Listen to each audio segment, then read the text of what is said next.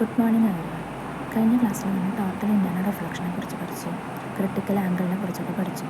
അപ്പോൾ ഇന്ന് അതിൻ്റെ അപ്ലിക്കേഷനെ കുറിച്ചാണ് നമ്മൾ പഠിക്കുന്നത്. പ്രത്യേകമായിട്ട് optical fibres, Periscope, cycle reflector ഇതിലൊക്കെ എങ്ങനെയാണ് ഈ ടോട്ടൽ ഇൻറ്റേർണൽ റിഫ്ലക്ഷൻ വരുന്നത് എന്നാണ് ഇന്നത്തെ ക്ലാസ്സിൽ നമ്മൾ പഠിക്കാൻ പോകുന്നത്. ഓക്കെ, അപ്പോൾ ഒരിക്കൽ കൂടി എല്ലാവർക്കും പുതിയൊരു ക്ലാസ്സിലേക്ക് സ്വാഗതം.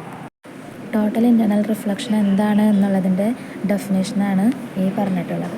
ക്രിട്ടിക്കൽ ആംഗിൾ എന്താണെന്ന് ചോദിച്ചു കഴിഞ്ഞാൽ അതിൻ്റെ ഡെഫിനേഷനാണ് ഇത്.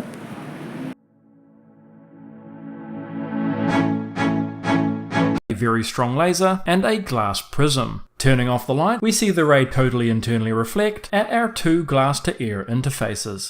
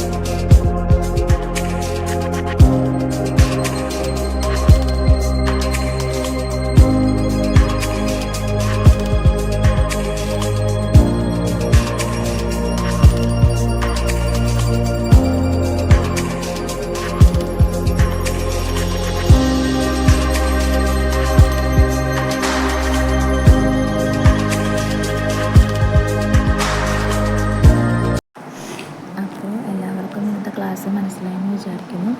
ഇനി കൂടുതൽ ക്വസ്റ്റ്യൻസും ആൻസേഴ്സായിട്ട് അടുത്ത ക്ലാസ്സിൽ വരാം. തന്നിട്ടുള്ള ഹോംവർക്ക് എല്ലാവരും ചെയ്യാൻ നോക്കുക. കൂടുതൽ എന്തെങ്കിലും സംശയം ഉണ്ടെങ്കിൽ ചോദിക്കുക. അപ്പോൾ നമുക്ക് ആ സംശയങ്ങളൊക്കെ തീർത്ത് തരാം.